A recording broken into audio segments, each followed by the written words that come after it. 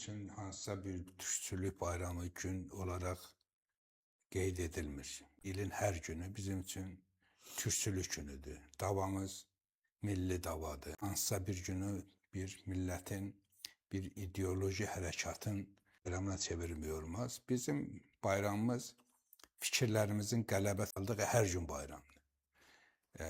Türk-Azərbaycan, Azərbaycan və Türk Cumhuriyyətləri, bölgədə olan türkçülüklə bağlı sorunlar, sorunlarla bağlı çözülmüş siyasi müstəvidə olan xoş hadisələrin hər biri bayramdır.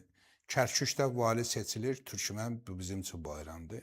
1944-cü ildə Türkiyədə İkinci Cihan Savaşı dönəmində millətçilərə qarşı böyük bir baskı olub.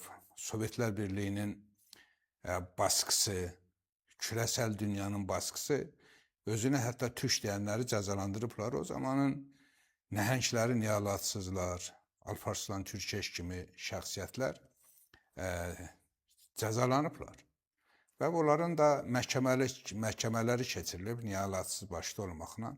Və o məhkəmələrin keçirdiyi gündə türkçü olduqlarına görə, türk məsələsini gündəmə gətirdiklərinə görə, Sovetlər Birliyində çox saylı türklərin yaşadığını dilə gətirdiklərinə görə onlar cəzalanıblar, həbs olunublar. Onların da məhkəməsində gənclik ayağa qalxıb yürüyüşlər keçirib. Əslində bir dirəniş günüdür. Bu bir boy qaldırma günüdür.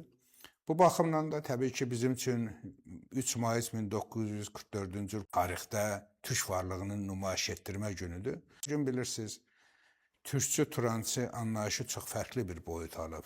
Bugün turançılar, türkçülər deyilən, mən çox aile adamlar tanıyıram, şu şolom deyirlər, İsrailin peşindədirlər. Mən çox saylı türkçülər tanıyıram ki, bugün Rusiyanın əlaltısıdırlar. Bu baxımdan anlayış da dəyişib. Türkçülər harda olmalıdır anlayışı. Nəmə gələndə görürük ki, kimlərsə hansısa nazirin əlinin altında olmağı özünü türkçü sayır.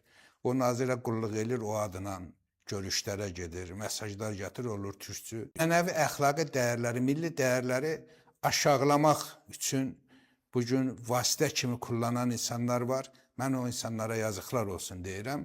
Və eyni zamanda mən çox inanıram ki, yaxın gələcəkdə Türk Dövlətlər Birliyinin ortaq bayramları olunacaq. Həmin günlər bizim üçün bayram olacaq.